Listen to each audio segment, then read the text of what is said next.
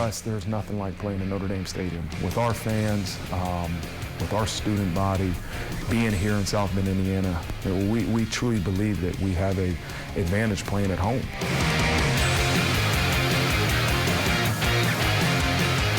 WSBT-22 is proud to partner with Inside ND Sports all season long to bring you the most complete, comprehensive coverage of Notre Dame football. Along with publisher Eric Hansen, Tyler James will partner with us throughout the year as we bring you Notre Dame content across several platforms. And we're happy to introduce Tyler, who joins us tonight. Tyler, thank you for being here. Obviously, we're excited about this football season that's right around the corner. And as we take a look at Notre Dame's schedule, there are 3 big games that pop out, 3 teams ranked in the top 10.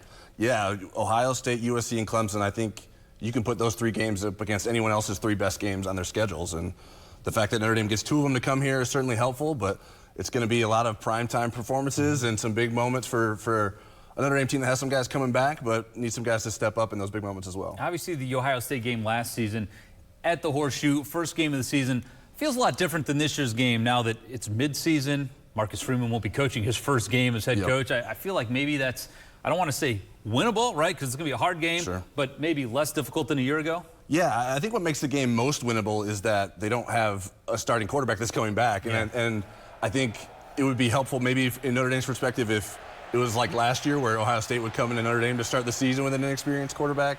By then, they should have their quarterback situation figured out. But without having a known guy back at quarterback, I think that leaves a little bit of a question mark for what Ohio State's going to look like this season. And hopefully, from Notre Dame's perspective, they can sort of take advantage of that and be able to have the upper hand in terms of the quarterback If Notre Dame were somehow able to win that game against Ohio State, USC lurks right around the corner with their Heisman Trophy winning quarterback. This could be maybe the biggest Irish SC game since that 05 Classic, huh? Yeah, I mean, there's going to be lots of hype, especially if Notre Dame does beat Ohio State in that game and USC comes to town. You would imagine that potentially 2 undefeated teams in that situation, but that's a very talented USC team. It'll be interesting to see what that USC team could do defensively to improve from last year. That was sort of the knock on them last year. Obviously, Utah took advantage of that. Notre Dame wasn't able to, but you'd like to think with Sam Hartman at quarterback that Notre Dame would have a better chance of doing that this season. One thing I like, Notre Dame does get those 2 games at home. Obviously, the challenges with Clemson, aside from the roster, will be that Notre Dame has to go on the road facing a team that's looking for some payback.